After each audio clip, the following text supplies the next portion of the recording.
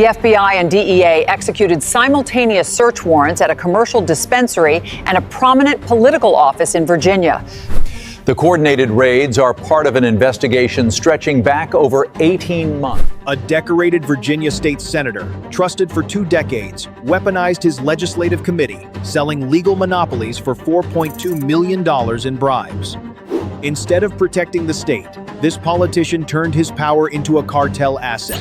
But when the analysts opened the first ledger, the second name on the page made the lead investigator pause his team. Federal authorities confirmed an ongoing corruption investigation, but stated there is no immediate threat to public safety. At 6:15 a.m. on a 48-degree morning in southeastern Virginia, a joint FBI and DEA task force staged in a narrow alleyway behind a commercial retail strip. The target sat 50 yards ahead. Tidewater Botanicals, a pristine high-end dispensary with frosted glass doors, polished signage, and a full exterior camera array. 14 tactical agents moved in a silent column toward the reinforced rear entrance, while a second team cut the building's camera feeds from a utility junction box across the street. The perimeter locked down in under 40 seconds. No sirens, no announcement. The heavy ram hit the rear security door twice before the frame gave way, and agents swept the interior in 90 seconds flat.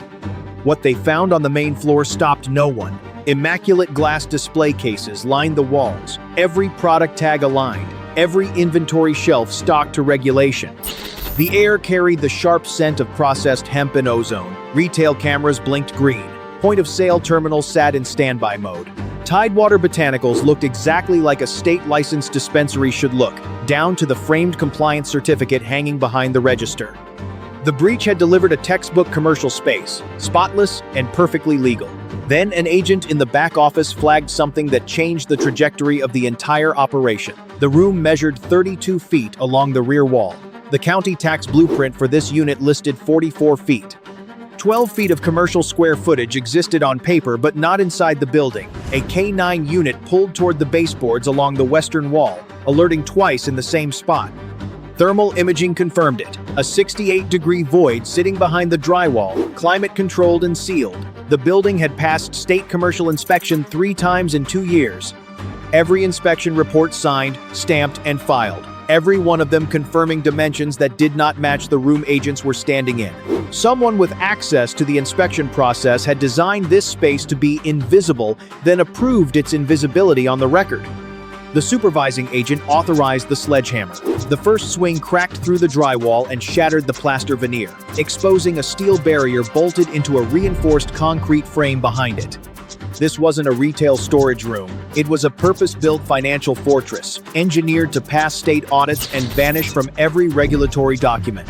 A second strike cleared more debris, revealing the full outline of a commercial-grade vault door recessed into the steel frame, its locking mechanism already being assessed by the team's breach specialist. The torch was warming up.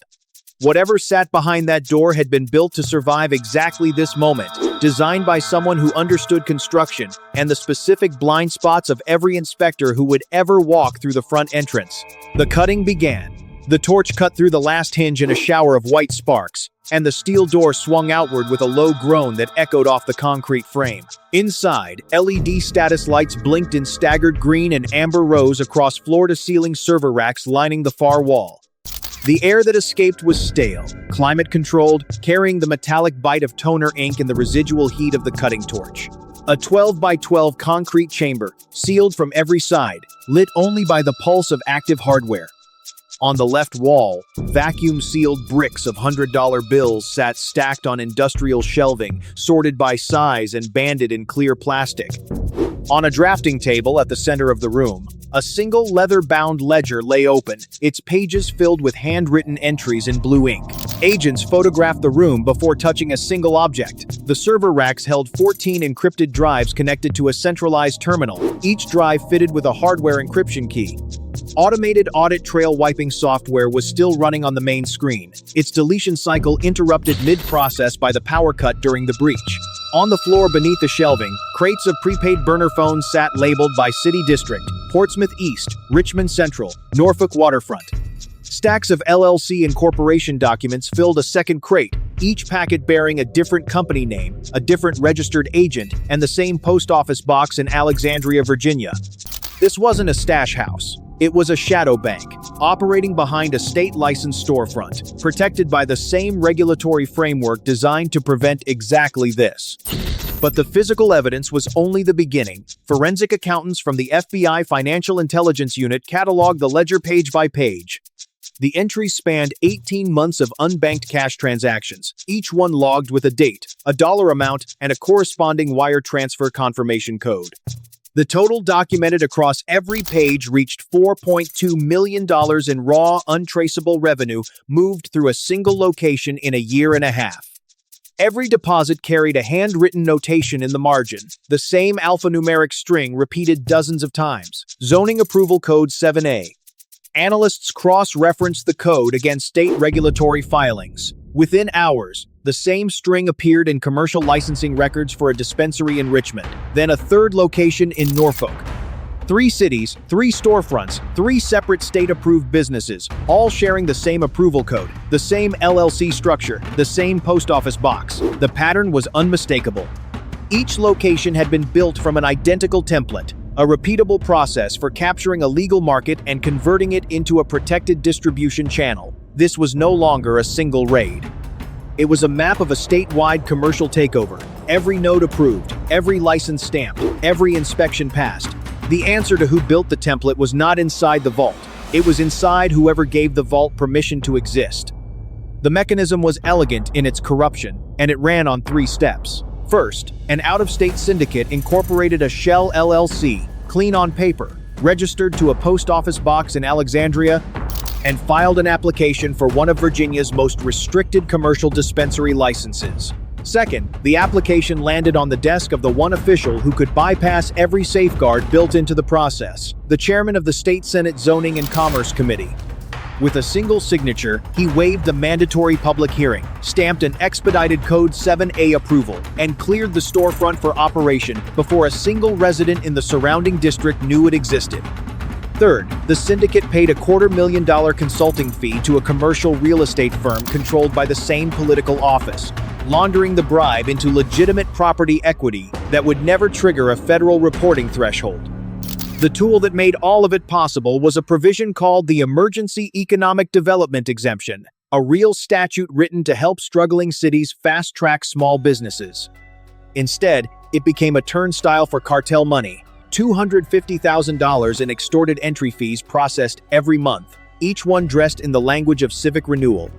This wasn't a drug ring paying off a politician. It was a politician franchising the state's legal framework to a drug ring, selling access one storefront at a time.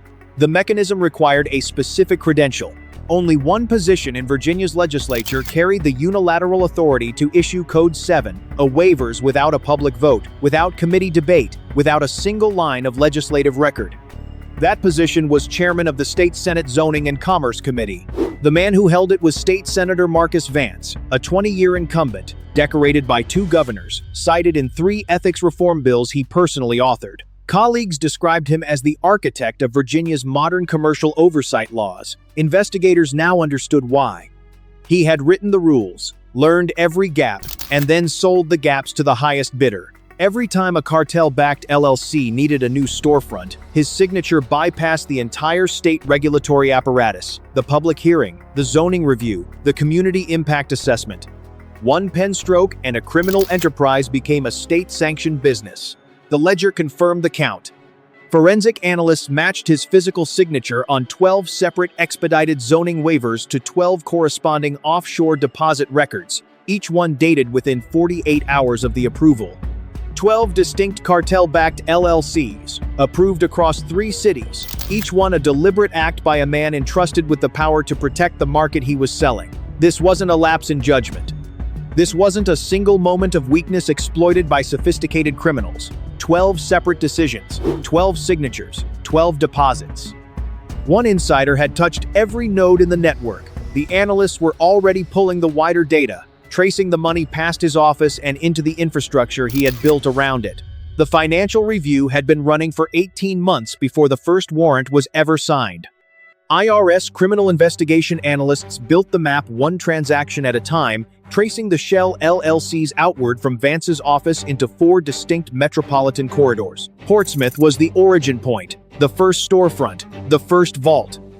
Richmond held 2 additional licensed dispensaries operating under the same Code 7A framework, each one generating 6-figure monthly deposits into accounts that had never filed a state tax return. Norfolk ran the logistics. 3 warehouses converted into distribution hubs where product arrived in bonded interstate freight containers, labeled as commercial hemp extract, and left in unmarked panel vans. Alexandria housed the financial layer, a single office suite containing the incorporation records for every shell company in the network. 4 cities created the geography. 12 dispensaries provided the legal shield. 3 interstate trucking routes moved the product under commercial freight documentation that no local officer had the authority to question. The supply was never locally sourced. Out-of-state cartel product entered Virginia through the front doors of state-licensed businesses, and the licenses themselves made every shipment invisible to routine enforcement. The $4.2 million in extorted bribes was the entry fee. Analysts confirmed it was a fraction of what the machine actually produced. The total illicit revenue generated through those 12 storefronts exceeded $45 million annually, processed through point-of-sale systems that reported legal transactions to state regulators while simultaneously routing unreported cash to offshore holding companies in 3 jurisdictions. Local banks cleared the deposits without a single suspicious activity report because the accounts belonged to businesses the state itself had certified. The regulatory board tasked with commercial oversight had been effectively neutralized, its inspection schedules shared in advance through Vance's office, its audit findings edited before submission. The cartel gained legal immunity, the politician gained a private fortune, and the state's entire cannabis licensing framework became a subsidiary of an interstate criminal syndicate, $45 million washed clean through cash registers the government had personally approved. Behind every number in that network was a name. David Mercer was 62 years old, a lifelong Portsmouth resident who spent 3 decades running a family hardware store before investing his entire retirement savings into a commercial dispensary application. He followed every regulation, attended every public hearing, submitted every document the state required. His application was denied by the Zoning and Commerce Committee. The official rejection letter cited community safety concerns. It was signed in ink by Senator Marcus Vance. Mercer lost his savings, his storefront lease, and his credit rating within 8 months. The location he had applied for was approved 60 days later, granted to a shell LLC that paid the $250,000 fee Mercer could not afford. The committee designed to foster local enterprise had become a toll booth, and the man who built the toll booth signed the letter that told David Mercer he wasn't welcome. The operation that followed could not afford to be surgical. Every node had to fall at once. At 6:15 a.m. on May 6th, the coordinated strike hit every node simultaneously. FBI tactical teams breached the Portsmouth dispensary first, followed within 90 seconds by DEA units entering the Richmond storefronts and IRS criminal investigation agents securing the Alexandria office suite. Norfolk warehouse teams moved last, sealing the 3 distribution hubs before a single freight container could roll. 14 locations in 4 cities, cleared in under 12 minutes. The agents who had spent 18 months mapping the network now walked through every door it had built. Senator Marcus Vance was detained at his Richmond residence before sunrise, still wearing a bathrobe when agents presented the federal warrant.